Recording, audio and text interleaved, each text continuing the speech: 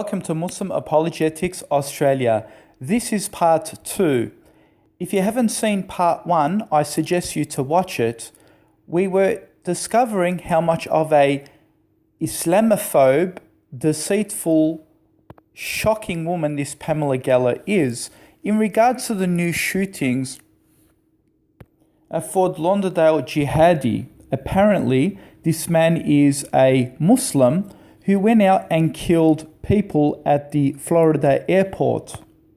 Now, as you know, in part 1, Miss Pamela Geller, all she did was concentrate to prove that this person was a Muslim and that he was radicalized. And this even goes back to his conversion 10 years ago.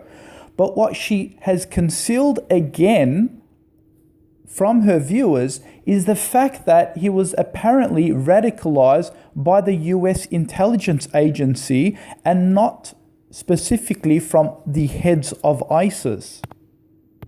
We visited her page yesterday, and even though the mainstream media, nearly all the mainstream media was telling us that this man was forced by the US intelligence agencies to actually join ISIS, Miss Pamela Geller conveniently leaves it all out of her page.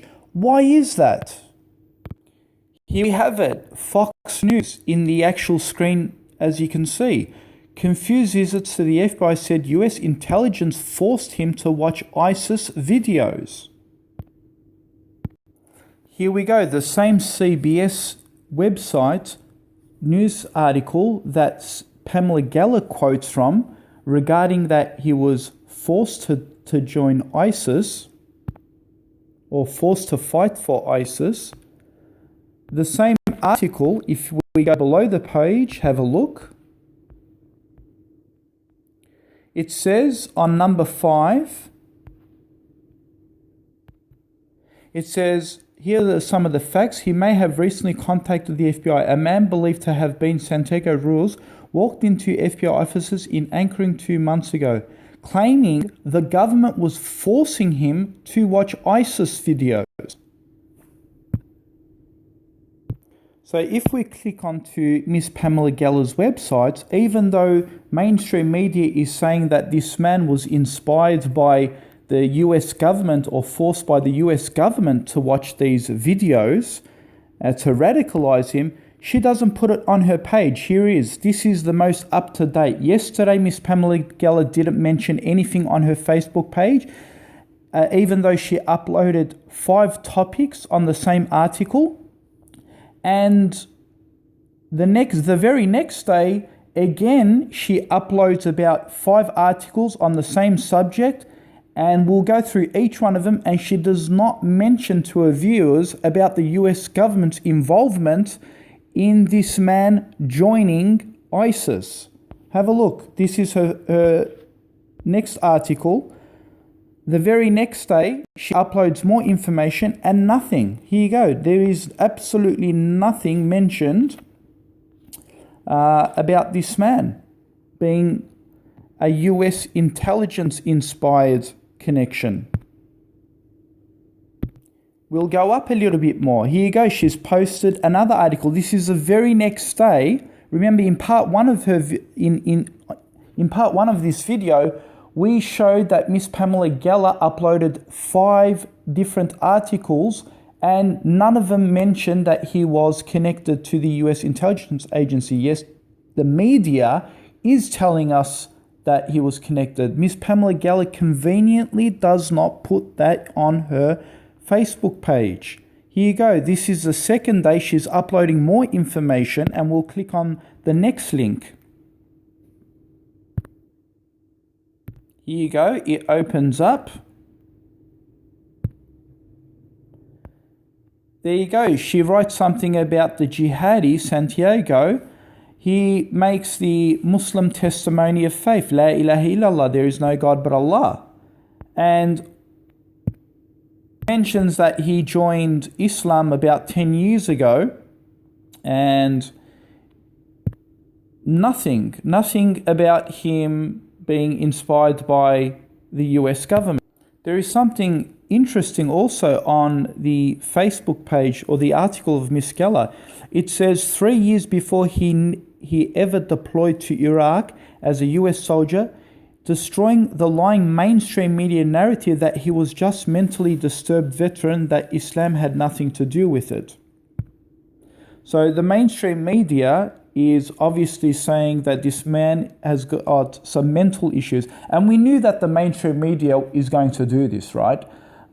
First of all, if the man is claiming that he has inspiration from US intelligence agencies, then the best thing that the FBI and the media could possibly come up with is that the man is mentally disturbed. That is to shift any blame away from the US intelligence agencies. Because, for example, when you just say he's mentally ill, mentally disturbed, the man could just be lying about everything. But what he doesn't lie about, apparently, is being an ISIS jihadi. Now, how convenient is that? So he can make taqiyya on everything, but not taqiyya in joining ISIS. So here you go. You can go down her page and it mentions about him being 10 years a Muslim, him being a lone wolf, him killing 5 people, him refusing to accept mental illness, and there you have it. But nothing about him being connected to the US intelligence agency, yet the mainstream media has told us there are connections. Here's another post, a new recent post by Miss Pamela Geller. She puts a subtitle saying Fort Lauderdale jihadi choose Florida airport for rampage. So she puts articles writing things as, you know, him killing people, him becoming a jihadi for 10 years, him choosing his destination, but she doesn't put anything about the US intelligence agency forcing this man to watch ISIS video. Again, you can go down on her link, down on her page. Again, nothing about him being forced by the US government. You know, it talks about him purchasing or retrieving a 9mm semi-automatic handgun from his checked luggage before loading it into the bathroom and shooting indiscriminately. Talks about his offence, but it doesn't say anything about him being triggered by the US government, forcing him to join ISIS and forcing him to watch ISIS propaganda videos. Mentions he was an Iraq war veteran, nothing else. Here we go up a page and we'll see if we can find another latest publication from Miss Geller about the same subject. Oh, here we go, there's another one. This is only posted 2 hours ago. Pamela Geller posted this 2 hours ago, as you can see. It says Esteban Santiago, also known as Hakim Hamed, had been on FBI radar screen for some time. Why wasn't he on the watch list? Oh, well, at least now she's being a little bit honest.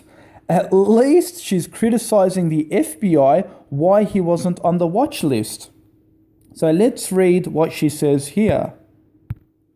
Now have a look. It's interesting because she criticizes the FBI.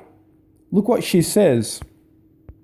She says, in November 2016, Ashik walked into an FBI office in the Anchorage, Alaska, claiming he was being forced to fight for ISIS. She argues Esteban Santiago, also known as Ashik Hamed, had been on the FBI's radar list. She's saying, why wasn't he on the watch list? Why wasn't he put on the no-fly list? Was Obama's highly compromised law enforcement agency afraid of appearing Islamophobic? So she's blaming the FBI for why he wasn't arrested and interrogated. But surprisingly, again, she mentions he was being forced to fight for ISIS, walking into the FBI Anchorage. But there is nothing, again, mentioning that the FBI was making him watch ISIS propaganda videos, as established by the Jerusalem Post, as established by CBS News, and so forth. So why hasn't she put that in her article? It says everything about there is no God but Allah, that he was forced, he was making proclamations of Allah and putting up the one finger. But again, nothing in her article. This is the most latest article. She refuses to put that the US intelligence agency was forcing this man to watch ISIS video. Okay, after the media has published so many times that this man was forced by the intelligence agency, in her conclusion, Miss Pamela Geller finally mentioned something. Wow, we waited nearly so long for this. Everyone knew about it, and she finally published something. So let's have a look what she says.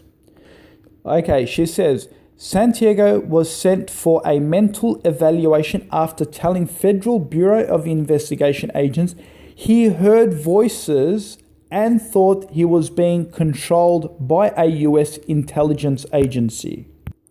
Have a look. Miss Pamela Geller's website, it mentions that he was mentally controlled, thinking that the US intelligence agency was forcing him to watch ISIS propaganda videos, right? But if we go to CBS New York, this is the actual mainstream media, CBS New York, the same article that Pamela Geller quotes from, it says again something different. It wasn't simply that this man was home, sitting at home, having his mind controlled, thinking, he was delusional, thinking he was mysteriously being controlled by the US intelligence agency, and that's why he was forced to watch the ISIS propaganda videos. No. Have a look what it says. Under the subtitle, 5 Fast Facts. So these are facts according to the CBS News, the same website Pamela quotes.